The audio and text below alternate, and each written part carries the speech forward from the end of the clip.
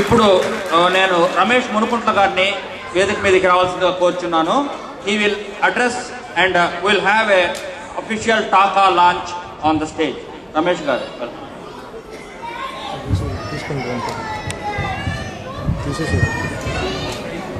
సభకు విచ్చేసిన తెలుగు వారందరికీ మరొకసారి ఆహ్వానిస్తూ నమస్కారం తెలియజేస్తున్నాను.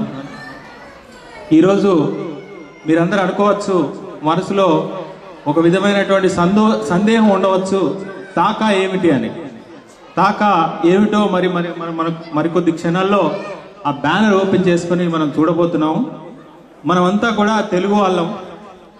తాకా అంటే ఎందుకు ఏర్పాటు చేయడం జరిగిందంటే, తెలుగు వారి యొక్క సంస్కృతి సాంప్రదాయాలను మన ముందు తరాల వాళ్ళకు అందజేయడం కోసం, ముందు తరాలలో ఉన్నటువంటి వాళ్ళ సంస్కృతి సాంప్రదాయాలకు సంబంధించినటువంటి కళాత్మకతను వెలికి తీయడానికి ఒక వేదిక కావాలని చెప్పి, ఆ వేదిక కూడా చాలా స్ట్రాంగ్ వేదిక ఉండాలన్న ఉద్దేశంతో చాలామంది తెలుగువారు మిత్రులు, శ్రేయోభిలాసులు, తర్వాత అందరి తెలుగువారి శ్రేయస్సు కోరేవారి సహకారంతో కొత్తగా ఈ తాకాను ఏర్పాటు చేయడం జరిగింది.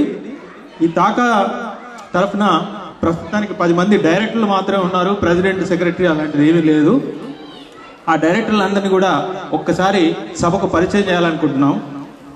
రవి వారణాసి వీరొక్కరు మాత్రం కోఆర్డినేట్ చేస్తారు. రవి వారణాసి గారు.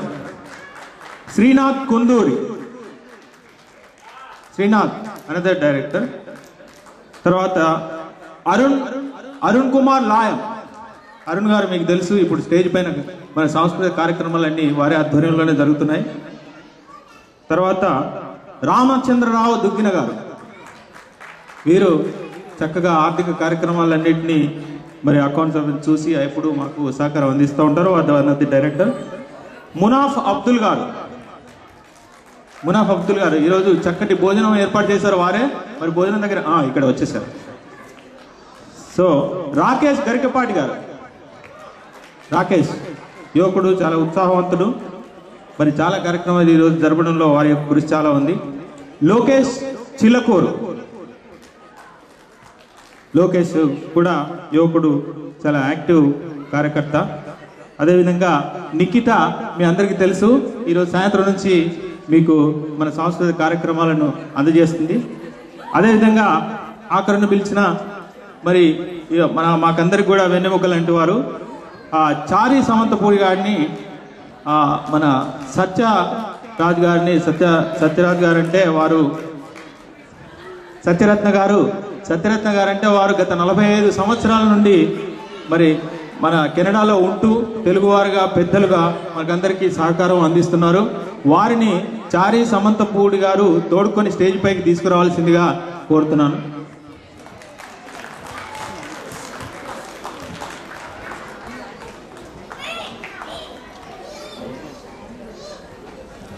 ఇప్పుడు తెలుగు అసోసియేషన్ ఆఫ్ కెనడాను ఇనాగరేట్ చేసే కార్యక్రమాన్ని నడిపించవలసిందిగా చారి సమంతపూరి గారిని కోరుతున్నాను. అందరికీ నమస్కారములు మరియు దీపావళి శుభాకాంక్షలు. ముందుగా ఇప్పుడు మనం మన యొక్క తెలుగు అసోసియేషన్ ఆఫ్ కెనడా బ్యానర్ని సత్యరత్నం గారిచే ఆవిష్కరించబడద్దాం.